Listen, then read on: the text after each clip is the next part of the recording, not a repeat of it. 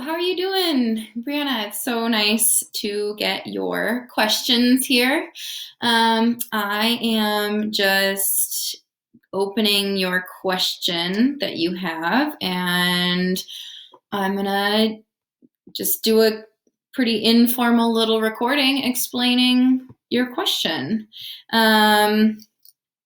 Mr. Jansen did make a note that he saw a really, really big improvement from you, which is awesome to hear. I'm glad to know that at least with math that the online learning is working well for you. So, yay, good news.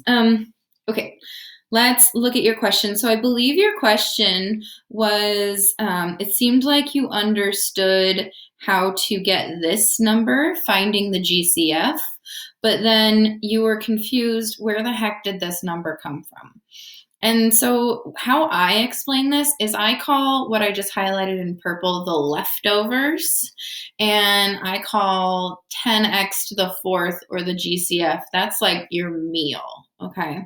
So let's say, and this is kind of a silly explanation, but let's say you go to a restaurant and we could say that this here, this right here, that is everything you order from the restaurant, right? You order your appetizer, your entree, and your dessert. Now, you don't always eat everything that you're going to have at the restaurant. Let's say you eat the same amount of everything. That's like the 10x to the fourth. That's the GCF. That's the amount you're eating out of every part of your meal, out of your appetizer, out of your entree, out of your dessert. Now, this even looks like a little takeaway container, right? This is your to-go or your takeaway box. And what goes in here, each little section, it's even sectioned off so your food doesn't touch, holds what you didn't eat, okay? How do you find what you didn't eat? You divide, okay? So looking at this first part here, if I said I'm gonna eat 10x to the fourth, from 10x to the fourth, we're gonna divide. So that's 10x to the fourth divided by 10x to the fourth. Now we know that anytime we divide two things that are the same, we get the number 1. Next part. We're going to eat 10x to the fourth out of 20x to the sixth. So that looks like, and I'll move this off to the side here. That looks like 20x to the sixth divided by 10x to the fourth. And so we're going to have to divide these numbers. When you divide 20 by 10, you get the number 2, right? And then let's look at the x's. If you are dividing out 4 of the x's, you're going to have 2 left. And maybe you learn this as exponents rule. When you are dividing, you subtract the exponents. So you have 2 left. You're taking 4 out and you have 2 left. Now that can be a little confusing because you're not subtracting 20 minus 10, right? You're dividing 20 divided by 10 to get 2. Technically, you are dividing. You're saying x to the sixth divided by x to the fourth. But the way division works with exponents is it looks like subtraction in the exponent. Let's do the last one here. We have 50x to the eighth divided by 10x to the fourth. We're going to divide 50 divided by 10 to get 5. And then again, we're going to subtract the exponent. So it's x to the fourth. Or you could think about it as I divided out 4 x's. So there's 4 x's left in my takeaway container. And I know that's kind of a silly analogy with like you eat 10x to the fourth out of each part. And then what's left over in the takeaway box is what is left over. But I feel like it helps me understand it better to think about it in terms of that. Plus, who doesn't like thinking about food? Let's take a look at the way your teacher was explaining it and see just another perspective on how that strategy looks. Here inside of this black box, he wrote 10x to the fourth in each part. And what that is this first number here, 10x to the fourth, is this here, 1 times 10 and then x to the fourth. And then your positive 20x to the sixth is right here, 2 times 10x to the fourth, and then there's 2 x's left over. So the 2 and the x squared, that's how we got 2x squared here. And then finally, 50x to the eighth, written so that we have a 5, and then we have our GCF here, and then we have our leftover x's on the outside. Again, that's 5x to the fourth. So how do you get the leftovers using the strategy that your teacher was using? You have to look at what's left over when you take out your GCF. So this is this right here. And then 1 is here, 2x squared is here, 5x to the fourth is here. So hopefully that's helpful so that you could see it from one strategy to the other strategy. I broke it down really slowly for you. Let's do one more so that we understand the strategy hopefully really well. So I won't go over how to find the GCF. You said you understood that really well, so I respect that you understand your own understanding on that.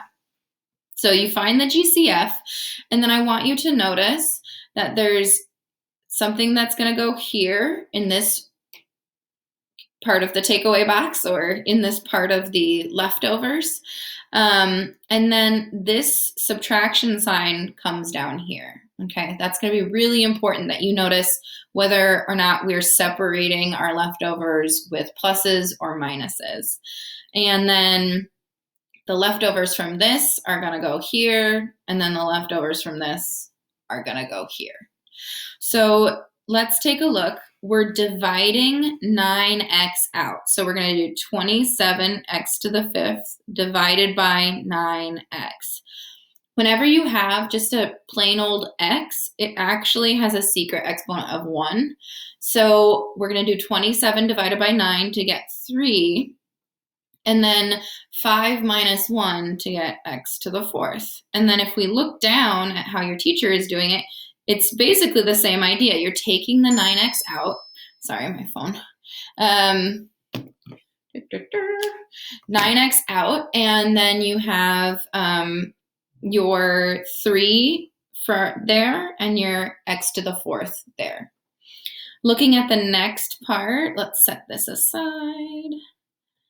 Do it in a different color. We'll do the 36x to the third. So 36x to the third divided by 9x, and it's a secret one. So 36 divided by 9 is 4. So we have a 4. And then we subtract our exponents, we get x squared. Setting that aside, let's take a look at how that corresponds to what your teacher has here. We have the 9x, right? That's what we divided out. And then the 4 and the x, 2 x's. So that's x squared. Last one, let's do it in purple. We have the 45x here, so let's do 45x divided by 9x. These are both 1s, so technically you could put an x to the 0, but that's like burping at the dinner table for some people.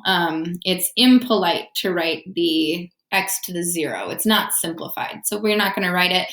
Plus, we know x to the 0 means there aren't any x's, so let's just not write any x's and save us a headache. So we just have to do the 45 divided by 9, which is 5. And so 5 is there. Looking down at how your teacher showed it, again, here's the 5 and here's the 9x. So that's how we got our leftovers. You didn't mention anything about this in your email, I don't think. But what I want to do is check your work, show you how this makes sense because we're dividing. To check our work, we're going to multiply. So let's try doing a work check. 10x to the fourth, 1 plus 2x squared plus 5x to the fourth. So what we did was divide. So we're going to multiply to check our answers. Mr. Jansen said you're doing really well with multiplying, so this should be hopefully fairly simple for you. We're going to multiply the 10x to the fourth times 1. That's just 10x to the fourth. Multiply the 10x to the fourth times 2x squared. That's positive 20x to the sixth. And then finally, 10x to the fourth times 5x to the fourth, we get plus 50x to the eighth.